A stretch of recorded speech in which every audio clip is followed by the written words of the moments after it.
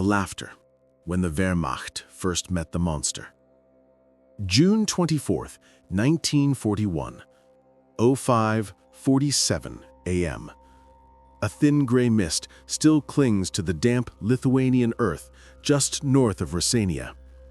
The air smells of wet pine, diesel, and yesterday's gunpowder.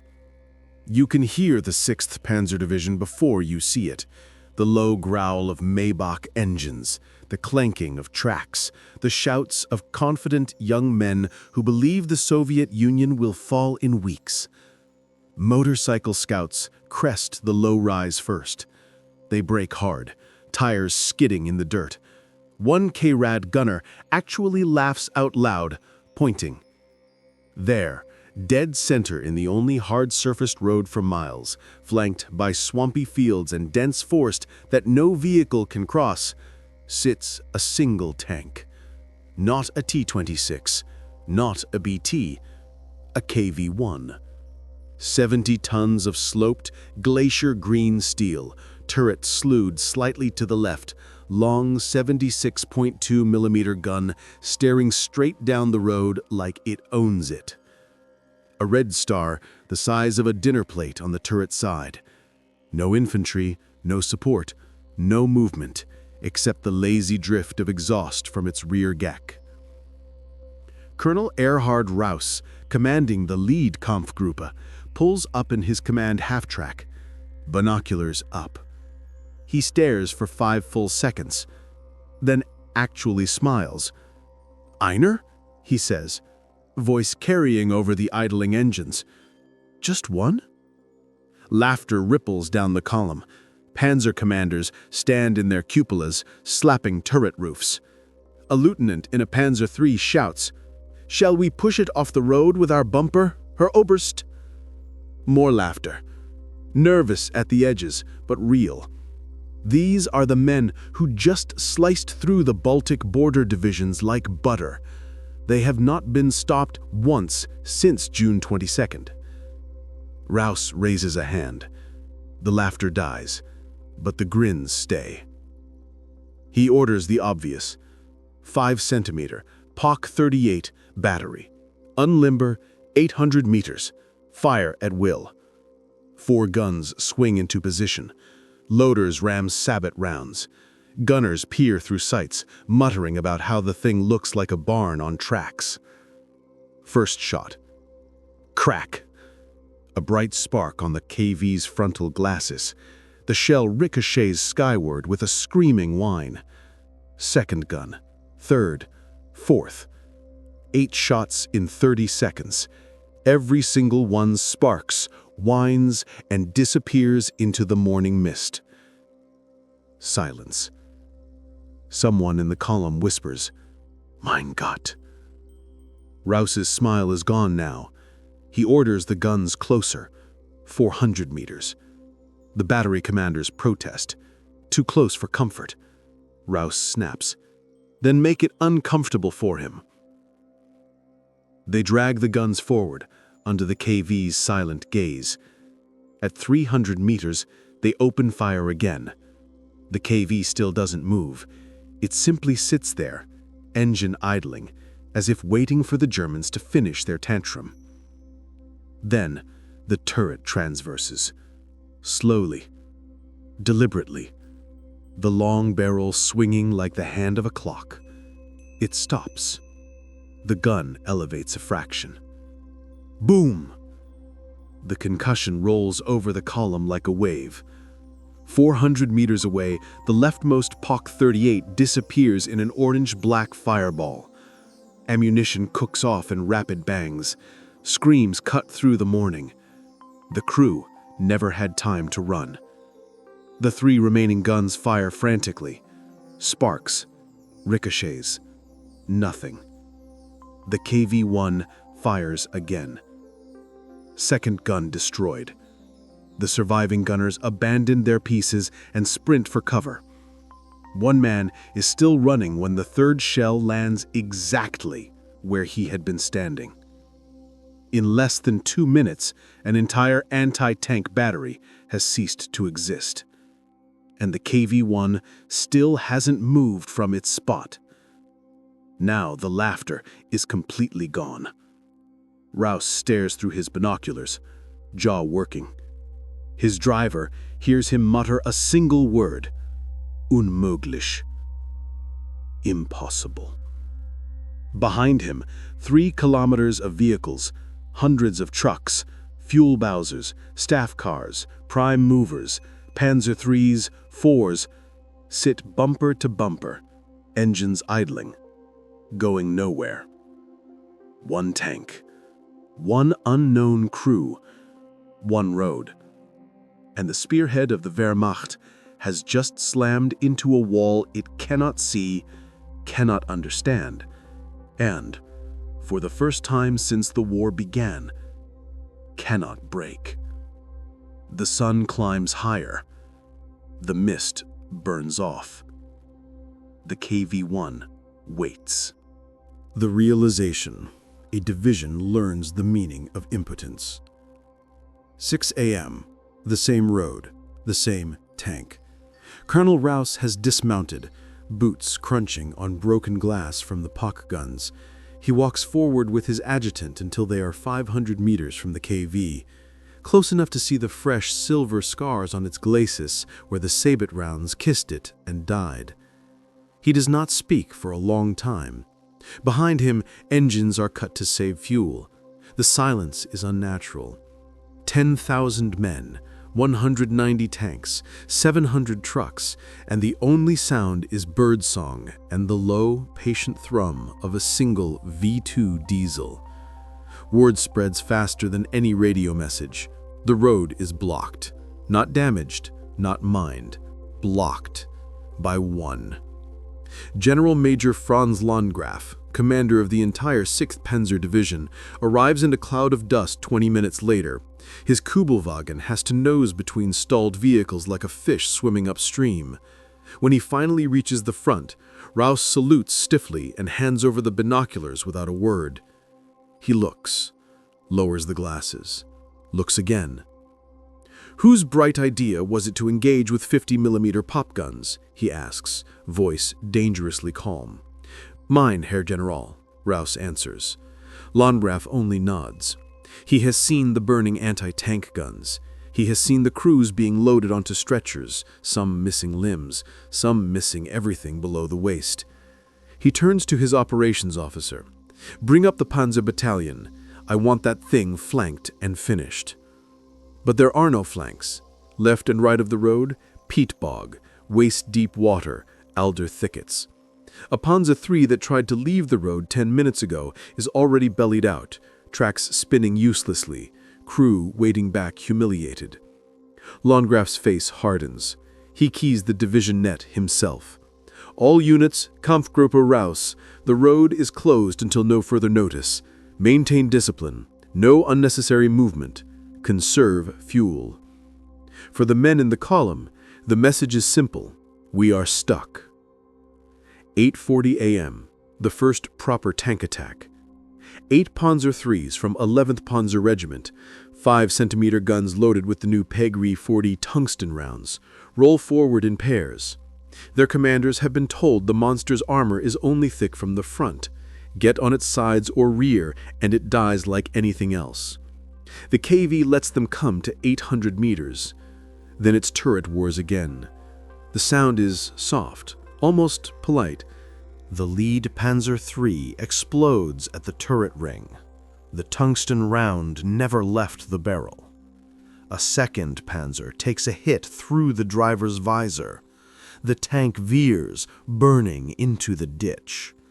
The remaining 6 scatter, engines roaring, trying to work around. Tracks churn mud. 2 more brew up before they even turn broadside. The rest reverse at full speed, commanders white-faced in open hatches. 4 tanks lost, 0 damage to the KV. 09:25 a.m. A flight of U-87 Stukas is requested, then cancelled. The sky has filled with low cloud and drizzle. No air support today. 10:05 a.m., 105mm howitzers from the division's artillery regiment unlimber 4 kilometers back and begin lobbing shells over the treetops. They are firing blind. Spotters can barely see the target through the mist. Shells whistle down. Some burst in the trees, some in the swamp. A few strike the KV's turret roof and upper hull. Each impact produces a clang you can hear a kilometer away.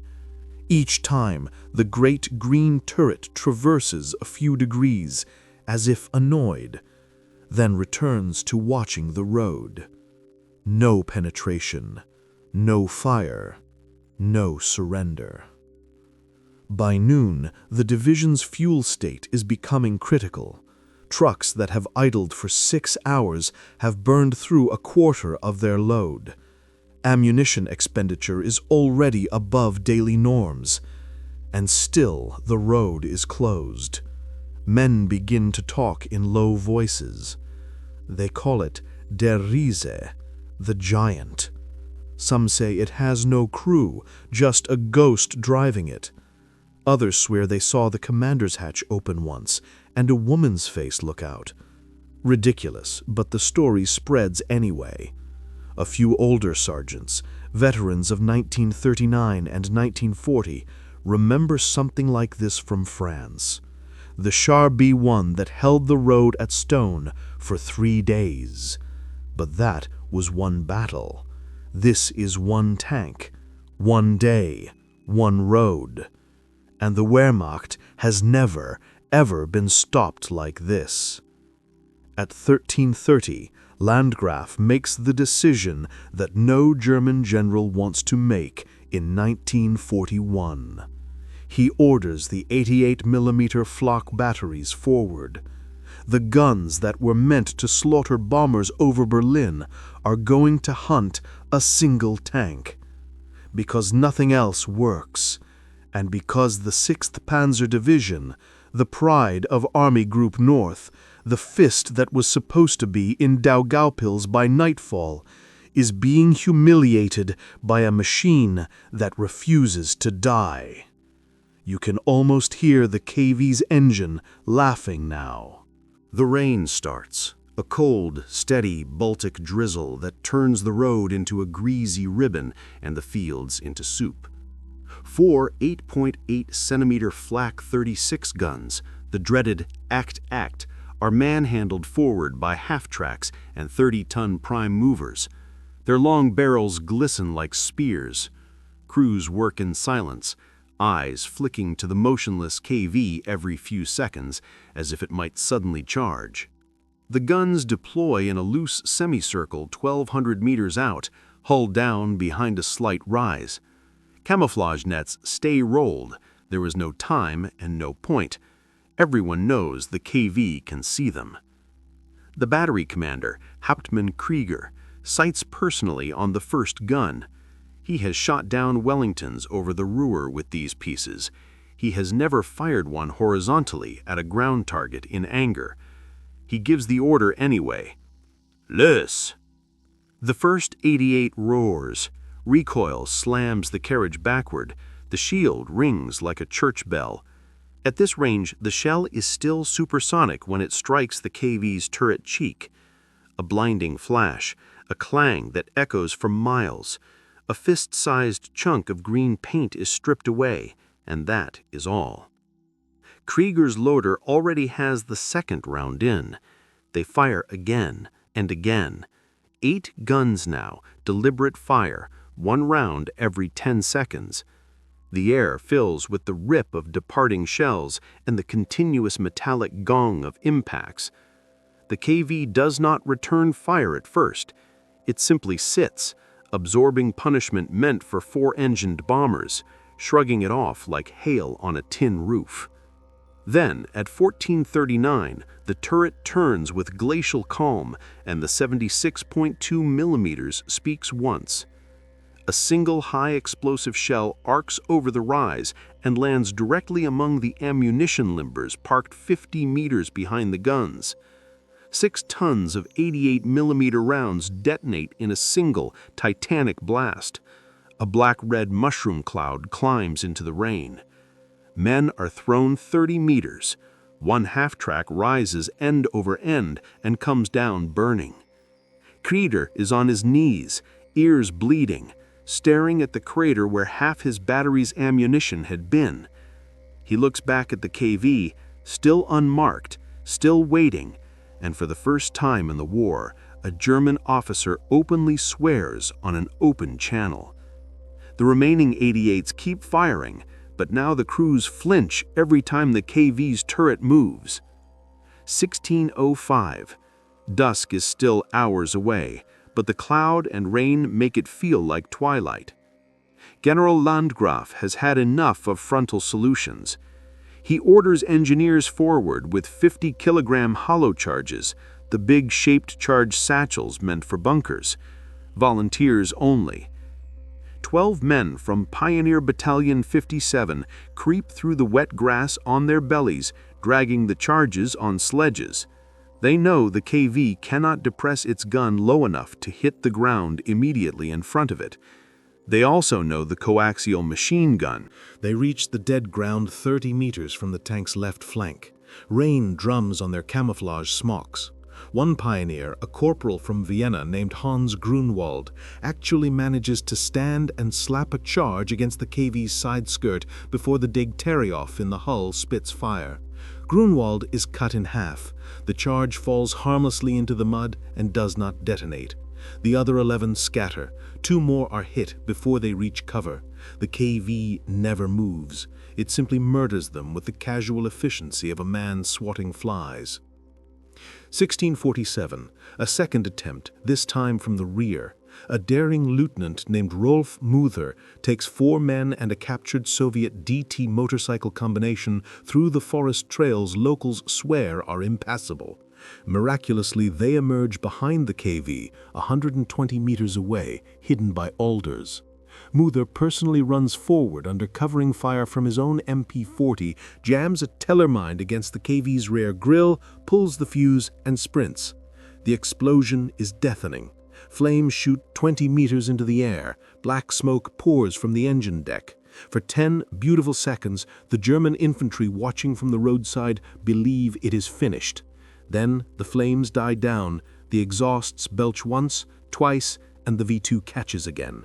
The KV backs up 5 meters, crushing the burning remnants of the motorcycle, then resumes its original position like a chess piece returning to its square. Muther is never seen again. The 4 pioneers with him are taken prisoner when the KV's turret hatch cracks open for the first time all day, and a gloved hand tosses out a grenade that forces them to stand with hands raised. The Germans now have living proof. There is a crew inside. They are exhausted, probably wounded, running out of ammunition, and still refusing to die. Night is coming. Fuel is critically low. Morale is cracking like thin ice.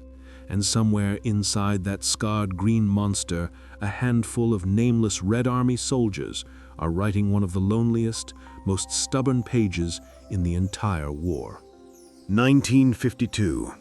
The rain has thickened into a steady, miserable downpour. Headlights are forbidden. The column is a blacked-out serpent stretching 3 kilometers through the darkness. Engines off. Men shivering in greatcoats and blankets stolen from Lithuanian farmhouses. In front, the KV-1 sits under a single faint moon that keeps slipping behind clouds. Its silhouette is barely visible now, but every man in the division knows exactly where it is. They can hear it, the low, patient thrum of the diesel that has not once been shut down in 14 hours. Inside the German command half-tracks, the mood is funereal. General Landgraf has spread a 1 to 25,000 map on the hood of his Kubelwagen, studying it by red-filtered torchlight. Every possible detour is marked in grease pencil. Every one ends in the same word, untauglich, impassable. The swamps have swallowed 2 more reconnaissance vehicles in the last hour alone. He looks up at the sound of boots. Colonel Rouse approaches. soaked to the skin, face gray with fatigue. Herr General, Raus says quietly, the men are starting to call it the Gespenstpanzer, the ghost tank. They say bullets can't kill it, shells can't kill it, and God himself must be a Bolshevik tonight. Landgraf does not smile. Then we will kill it with something God never thought of. Bring the second battery of 88s forward. We finish this before dawn. But even as he says it, both men know the truth. The 6th Panzer Division is bleeding time it can never get back. Every hour here is an hour the rest of Army Group North surges ahead without them. Every hour is another Soviet division escaping across the Dvina River. 2246. The 2nd 88 Battery is finally in position, this time on the KV's left flank. 900 meters, guns depressed almost to maximum. They have orders to fire until the barrel droops or the tank burns. The first salvo lands within seconds of each other. The night turns orange. The KV rocks under the impacts. One shell strikes the gun manlet and actually jams the recoil system. The long 76mm droops like a broken finger. Cheers rise from the German lines, raw, desperate cheers. Then the turret traverses anyway, slow and wounded, and fires one last shell from the crippled gun. It is a blind shot into the darkness, but it lands directly on an ammunition truck parked far too close. The explosion lights the entire battlefield for 5 full seconds. When vision returns, the 88s are firing again, faster now, frantic. 2359. Midnight comes and goes. The KV is no longer firing back. Smoke drifts from multiple hits. The left track is shredded. The tank sits canted at a slight angle, half in the ditch, gun silent. German infantry move forward in rushes, expecting the hatch to open and hands to rise. It does not. Instead, a single DT machine gun opens up from the rear pistol port. Short, vicious bursts that force the infantry to ground. They lie there in the mud and rain, 20 meters from a dying tank that still refuses to surrender. In the darkness, you can almost hear the crew inside, coughing on fumes, deaf from concussion, fingers bleeding on the breech, counting the last belts of ammunition and deciding, together, silently, that they will die here before they let the road open. Somewhere behind the German lines, a young soldier starts to cry. No one tells him to stop. The Gespenstpanzer has taken something from them that no previous battle ever did. Not blood, not vehicles, not even time. It has taken certainty, The death, and the silence that followed. 3:14 a.m., 25 June 1941. The rain has stopped. A cold wind moves across the battlefield, carrying away the cordite and the smell of burning rubber. The moon is out now, pale and merciless. The KV-1 is no longer green. It is blackened, pockmarked, one track gone, turret jammed halfway, gun barrels split open like a cracked bone. Thin fingers of smoke rise from every seam. Yet it has not moved an inch from the center of the road. The final attack is almost gentle, as if the Germans are ashamed of what they have to do. 16 pioneers, what is left of 2 companies, crawl forward with petrol cans, rags, and bundles of grenades. They no longer expect to survive, they only want it finished. No flare this time. No machine gun fire answers them in the first 30 meters. At 10 meters, a single weak burst from the hull DT chatters, 3 rounds, maybe 4, then clicks empty. The first can of petrol arcs through the air and bursts across the engine deck. A second, a third. Flames whoosh up, orange and hungry. A pioneer named Karl Weber, 19 years old, from Stuttgart, climbs onto the burning tank with a bunch of 6 stick grenades in each fist. He pulls all 12 pins at once with his teeth, screams something no one understands, and drops feet first through the open commander's hatch. There is a muffled thud inside the hull, then a much larger one. The entire tank lifts a hand's breadth off the ground and settles back with a groan of tortured steel. For 3 heartbeats, nothing moves. Then the hatches pop open one after another, flames lick out. No one emerges. The pioneers step back, faces lit by fire, helmets in their hands. Some are openly weeping. 4:02 a.m. General Landgraf walks forward alone. He carries no weapon. His boots squelch in the cooling mud. He stops 5 meters from the wreck and salutes, a slow, perfect parade ground salute toward the burning turret. Behind him, the entire division watches in absolute silence. No cheers, no victory shouts, just the crackle of flames and the hiss of steam where raindrops still fall on hot armor. When Landgraf lowers his hand, the spell breaks. Engines cough to life all down the column. The first vehicles begin to edge past the corpse of the KV, drivers staring straight ahead, refusing to look at what they are passing. By 05:30, the road is open again. The 6th Panzer Division rolls forward, late by almost exactly 24 hours. They will still reach Daugavpils on schedule, barely, and the official war diary will record the delay as minor resistance swiftly overcome. But every man who was there knows better. Later that morning, engineers cut the KV open with torches. Inside they find 6 bodies, or what is left of them, burned, crushed, fused to their stations.